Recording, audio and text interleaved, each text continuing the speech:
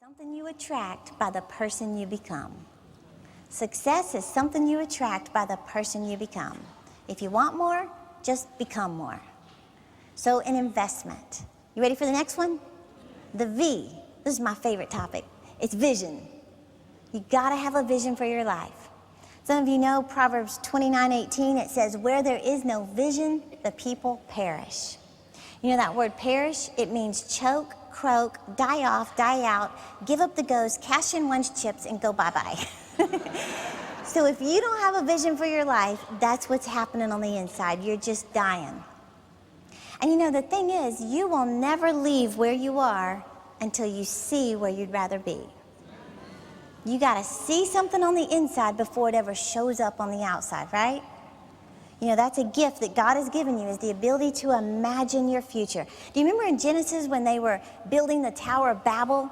And those were a bunch of ungodly men trying to build this structure to reach heaven.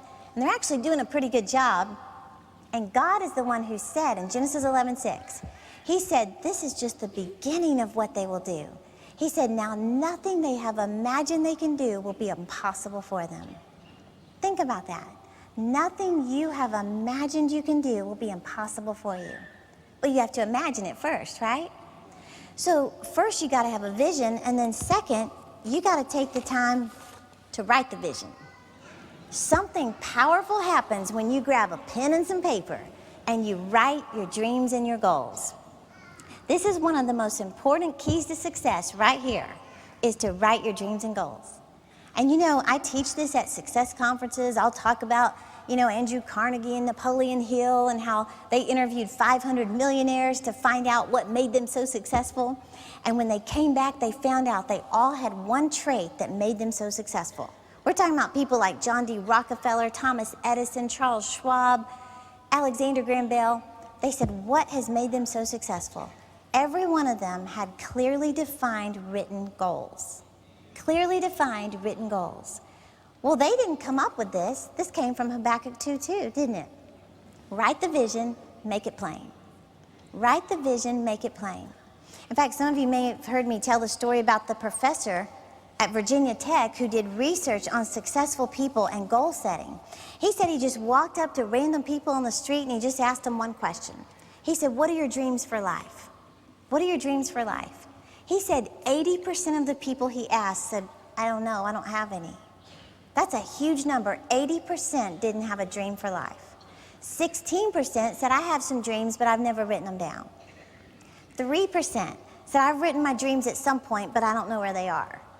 1% said, I have dreams, I've written them down, and I review them on a consistent basis. He said, you know who the 1% were? Millionaires. Every one of them were millionaires. Now the clues these millionaires left for us. Number one, I have dreams. Number two, I take the time to write them down. And number three, I keep them before my eyes. Well, what would happen if we did the same thing, especially being a child of God? Well, you know, I thought back in 2006, Miss Cynthia, you might remember me telling you this story. In 2006, this was the first time I ever really gave myself permission to dream. I just went in my guest bedroom, never thought in a million years I would share this with people. This was just me and God and my little book of dreams. And I just sat there, this was August 6, 2006. And I said, what do I see in my future? And then I even wrote, sometimes it seems embarrassing to dream or to admit what you think you see, but I wrote, here goes the best I see. I said, number one, I see myself on television. And then I wrote, I don't know why, because I've never wanted to be in the spotlight, not with this voice. I said, but for some reason, I see myself on television with my dad. Then I wrote number two, books. For some reason, I see books in bookstores. And then I even wrote, it's not that I want to be famous, that's not it at all. But for some reason, I see myself writing books. Number three, I said a women's conference with a theme. And I said, I don't know what the theme is, but I see a women's conference and women coming from all over the world to this conference. And then I wrote number four, helping troubled teenagers. I said, maybe it's because of my own past, because of what I went through.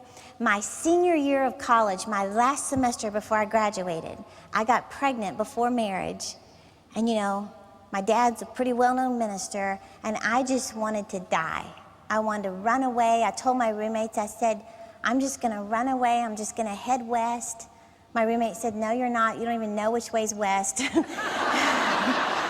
Which is true, but she said, we're gonna get through this. So I said, you know, I wanna help troubled teenagers, girls who have eating disorders and rescued from human trafficking. I wanna teach them how to make their dreams bigger than their memories. And then I said, number 5, an outreach in France. I said, I know I didn't get a degree in French for no reason, but I'm just a girl from Texas speaking rusty French. I even wrote, I don't know anybody in France, but I trust God. Now, most success coaches recommend that you imagine 5 years into the future, because that's something you can kind of wrap your mind around, right? Well, that was in 2006. In 2011, 5 years later, I updated my dream book with real pictures. Here I am co-hosting the TV show with my dad, which I did for years and years. Here we are, first time I walked in Barnes & Noble and saw my books on the bookshelves. Here we are in France. I was telling Miss Taffi right before the service that I go to France twice a year, speak with churches all over Paris and different parts of France. All my books are translated in French and in bookstores in Paris. And here we are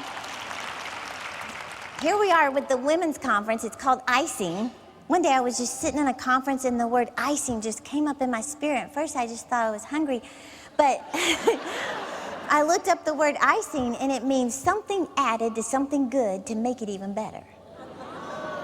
Cake is good, but the icing makes it better. Well, I think it's one thing to have a dream for your life, but when you discover God's plan for your life, that's the icing on the cake, right? In fact, I told my dad, I said, Dad, the Lord told me to start a women's conference called Icing. My dad goes, I think I'm gonna start a men's meeting, call it Puddin'. I was like, I don't think that'll go. Can you imagine men, you going to Puddin'? So we started the women's conference, and then here we are with teenage girls. We donate my dream books to girls' homes all over America. We're rescuing girls from human trafficking and teaching them how to get a vision. Isn't that amazing? But do you know what's even more amazing about what the Lord did? None of that took 5 years. None of it did. What would happen if you gave yourself permission to dream? See, when the vision is clear, the results will appear. When the vision is clear, the results will appear. You know, some of you may have heard how the late Kenneth Hagin, he said so many times he would see people praying at the altar. He'd walk up to them and gently tap them on the shoulder and he'd say, sweetheart, what are you praying about? And so many times people would say, oh, nothing in particular. He'd say, then that's exactly what you're gonna get. Nothing in particular. I know exactly what I'm believing God for. In fact, I've heard Pastor Creflo say, if Jesus himself showed up in your living room tonight and said, how much money do you need to get out of debt? He said, if you can't answer him, you're not serious about getting out of debt. But if you went home tonight, go print a picture of cash and just imagine the Lord saying, how much do you need? And you say $17,556.12. Then you're ready to get out of debt, right? So write the vision and make it plain. You know, this is just a little side note because this just happened today. My daughter Cassidy's here, and of course I've taught her to write her dreams. You better be a goal setter if you're my child, right? Well, she set a goal. She was believing God for a modeling contract. Well, last year she graduated from high school last summer, and she got offered a modeling contract. Well, I told her, dream as big as you can, but then also dream smaller dreams too. Don't just set your goals so high that you're just frustrated because it takes years for them to happen, right? Well, she started putting pictures in her dream book of the most famous places in the world to model, which would be Paris, Milan, Italy, London, New York. Those are the top 4, right? Well, she put a picture of Milan in there, in Italy, and she began praying over this dream. She actually sowed seed in a church in Italy. She doesn't even know who they are, believing God for her dream. Today, on our way to the airport to fly here, she got a contract to go to Milan, Italy in 2 months.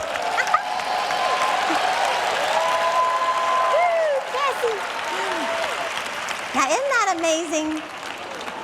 And do you know God is no respecter of persons? He just wants us to do what he said to do, right? So, in fact, years ago when I told my team, I said, the Lord put it on my heart to start a women's conference called Icing.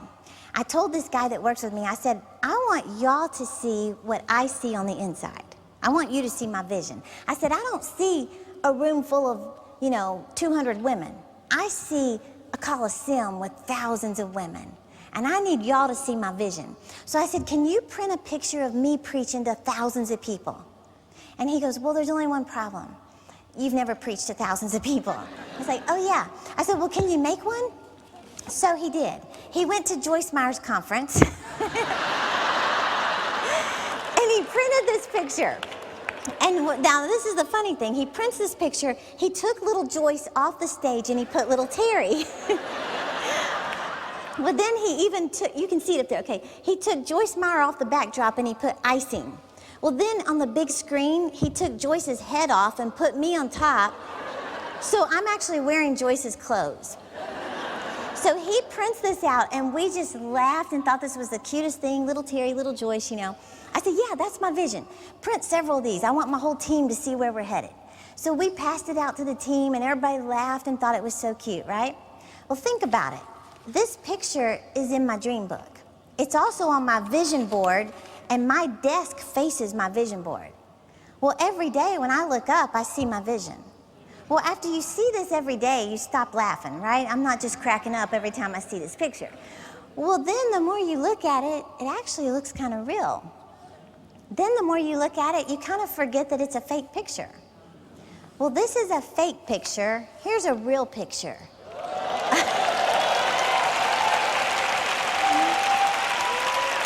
Now, here's the thing. Here's the principle. Whatever you keep before your eyes, it will eventually show up in your life.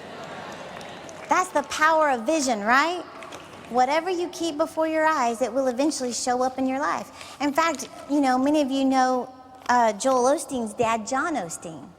Do you know when John Osteen, years ago, he was in the hospital having open heart surgery. And he told Joel, he said, Joel, I want you to go home and get my tennis shoes. He was a petite man. And, the Osteens are real little people. But he said, Joel, I want you to go home and get my tennis shoes. He said, I want you to put these tennis shoes in my hospital room because that is my vision that I will walk out of this hospital. He actually lived another 12 years after open heart surgery, and he believed it was because he had a vision to do it.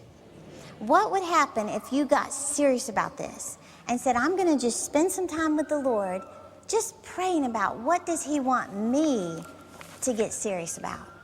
And then take the time to write it down. My dad taught me this years ago.